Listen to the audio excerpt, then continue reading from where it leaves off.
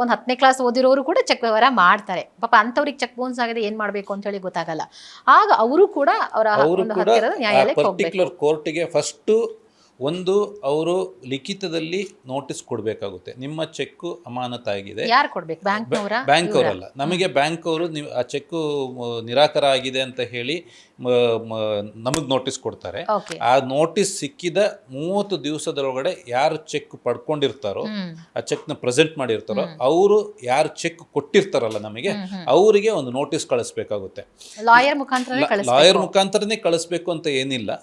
Return ಅಲ್ಲಿ ಅವರಿಗೆ ಒಂದು ನೋಟಿಸ್ ಕಳಿಸ್ಬೇಕು. ಈ ನೋಟಿಸ್ ಕಳಿಸೋದು ಸರ್ವಸಾಮಾನ್ಯವಾಗಿ ರಿಜಿಸ್ಟರ್ಡ್ ಪೋಸ್ಟ್ ಅಲ್ಲಿ ಕಳಿಸಿದ್ರೆ ನಮಗೆ ಅಕ್ನಾಲೆಜ್ಮೆಂಟ್ ಡ್ಯೂ ಅಂತ ಬಂದೇ ಬರುತ್ತೆ. ರಿಜಿಸ್ಟರ್ಡ್ ಪೋಸ್ಟ್ ಅಲ್ಲಿ ಕಳಿಸೋದು ಬಹಳ ಉತ್ತಮ. ಆಮೇಲೆ ಈ ನೋಟಿಸ್ ಕೊಡೋದ್ರಲ್ಲೂ ಟೆಕ್ನಿಕಲ್ ಅಂಶಗಳಿದೆ. ಆ ಟೆಕ್ನಿಕಲ್ ಅಂಶ ಏನಂತ ಅಂದರೆ, ಒಂದು ಚೆಕ್ನ ಪ್ರೆಸೆಂಟ್ ಮಾಡಿದ್ಮೇಲೆ ಒಂದೇ ನೋಟಿಸ್ ಕೊಡಬೇಕಾಗುತ್ತೆ. ಆ ನೋಟಿಸ್ನ ಬೇರೆ ಬೇರೆ ಸಮಯದಲ್ಲಿ ಅದೊಂದು ತಪ್ಪು ಮಾಡ್ತಾರೆ ತುಂಬ ಜನ.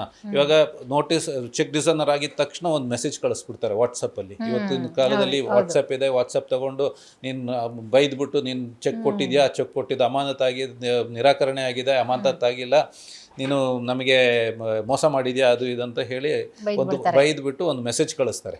ಆ ಮೆಸೇಜ್ ಕಳಿಸಿ ಅಲ್ಲಿಗೆ ಅವರು ಏನು ರಿಪ್ಲೈ ಕೊಡಲ್ಲ, ಏನು ಮಾಡಲ್ಲ, ಸುಮ್ಮನೆ ಇರ್ತಾರೆ. ಇವ್ರೇನು ಮಾಡ್ತಾರೆ, ಮತ್ತೆ ಇನ್ನೊಂದು ಮೆಸೇಜ್ ಕಳಿಸ್ತಾರೆ. ಮತ್ತೆ ಮೆಸೇಜ್ ಕಳಿಸಿದ್ರೆ ಅದು ಟೆಕ್ನಿಕಲಿ ಫ್ಲೋ ಆಗಿಬಿಡುತ್ತೆ. ಎರಡನೇ ಮೆಸೇಜ್ ಕಳಿಸ್ಲೇಬಾರ್ದು.